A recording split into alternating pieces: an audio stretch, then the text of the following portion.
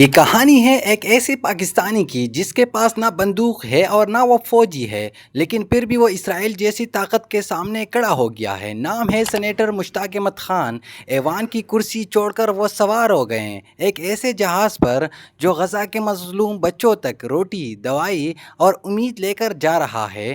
دنیا کے بڑے بڑے لیڈر صرف بیانات دے رہے تھے، کوئی کہتا ہم فکر مند ہیں، کوئی کہتا ہم مذمت کرتے ہیں، لیکن مشتاق احمد نے کہا بیانات نہیں، ہمیں چل کر جانا ہوگا اور غزہ کے مظلوم لوگوں کے لیے آواز اٹھانا ہوگا۔ یہ مشن تھا گلوبل فلوٹیلا، جس میں ترکی، قطر، ملیشیا، افریقہ اور اب پاکستان بھی شامل ہو گیا ہے۔ کچھ لوگ کہتے ہیں اگر اسرائیل نے روک لیا تو کیا فائدہ، لیکن اصل فائدہ منزل تک پہنچنے میں نہیں، دنیا کو جگانے میں ہے۔ جب غزہ کے ایک بچے نے سنا کہ ایک پاکستانی اس کے لیے سمندر پار آیا تو شاید روٹی نہ پہنچے، لیکن حوصلہ ضرور پہنچے گا۔ بس یہی اس کہانی کی اصل جیت ہے۔